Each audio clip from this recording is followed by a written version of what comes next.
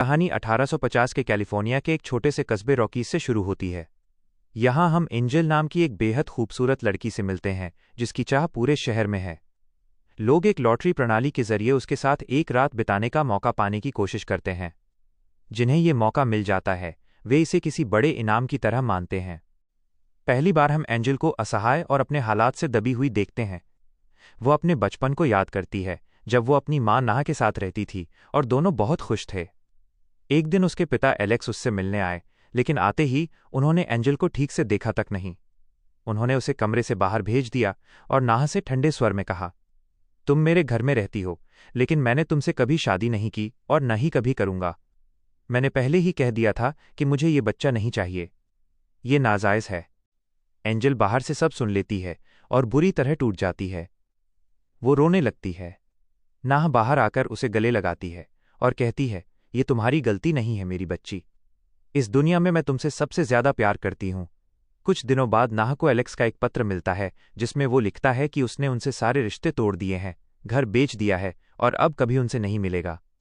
मजबूरी में नाह अपने सामान के साथ एंजल को लेकर घर छोड़ देती है। जीने के लिए नाह एक जौहरी जॉन के पास अपने गहने बेचने जाती है।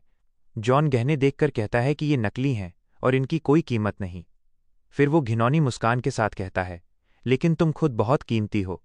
अगर मेरे लिए काम करोगी तो पैसे और रहने की जगह मिल जाएगी। मजबूर नाह उसकी बात मान लेती है। जॉन पहले उसका शोषण करता है और फिर उससे काम करवाता है।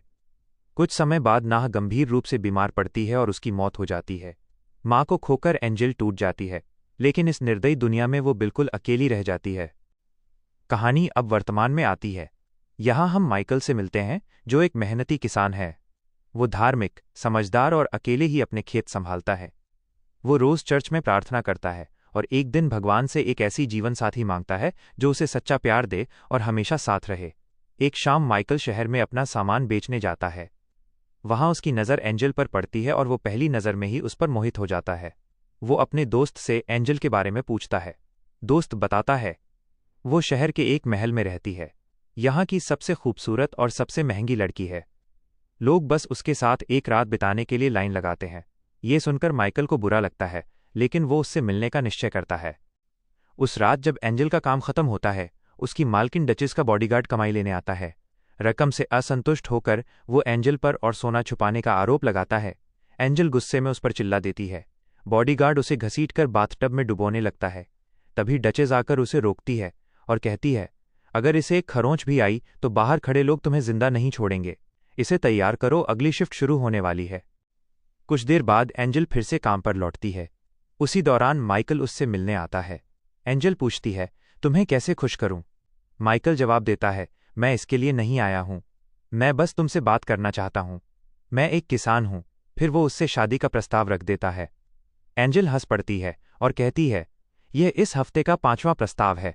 माइकल का समय खत्म हो जाता है और उसे बाहर निकाल दिया जाता है। अगले दिन माइकल फिर आता है, इस बार दोगुना पैसा देकर। वो कहता है, मुझे तुमसे पहली नज़र में प्यार हो गया। मेरे साथ चलो, हम शादी करेंगे। एंजल ठंडे स्वर में कहती है, अपना वक्त और पैसा बर्बाद मत करो। मैं कभी तुम्हारी नहीं बन सकती। तीसरी बार भी माइकल कोशिश करता है, लेकिन एंजल कह देती है, मैं तुमसे प्यार नहीं करती।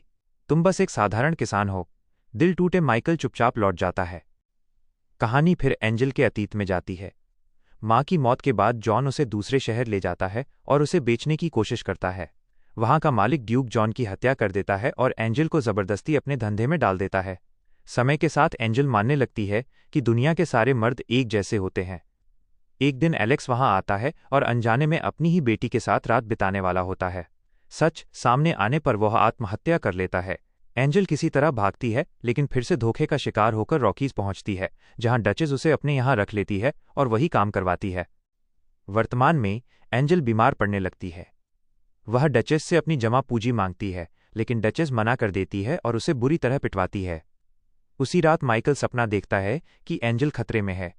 वो दौड़कर वहां पहुंचता है, सारा कर्ज चुका देता है और एंजल को अपने साथ ले जाता है। माइकल उसकी सेवा करता है, बिना किसी स्वार्थ के। धीरे धीरे एंजल को एहसास होता है कि माइकल उससे सच्चा प्यार करता है। दोनों एक दूसरे के करीब आते हैं। बाद में माइकल को पता चलता है कि एंजल मां नहीं बन सकती। फिर भी वो कहता है, मैं तुम्हें हर हाल में प्यार करता हूं। एंजल खुद को उसके लायक नहीं समझती और उसे छोड़कर चली जाती है। शहर में ड्यूक फिर उसे पकड़ लेता है, लेकिन इस बार एंजल हिम्मत जुटाकर सबके सामने उसके अपराध उजागर कर देती है। लोग गुस्से में आकर ड्यूक को मार देते हैं। एंजल कई लड़कियों को आज़ाद कराकर एक स्कूल खोलती है। 3 साल बाद उसे पता चलता है कि माइकल आज भी उसका इंतजार कर रहा है। आखिरकार एंजल वापस लौटती है और कहती है, मेरा असली नाम सारा है, मैं तुमसे बहुत प्यार करती हूँ। माइकल मुस्कुराकर उसे अपनी माँ की अंगूठी पहनाता है। कुछ साल बाद दोनों एक सुखी परिवार के रूप में दिखते हैं। एंजल गर्भवती है, उनका छोटा बेटा उनके साथ है। कहानी एक शांत, खुशहाल जीवन के साथ समाप्त होती है।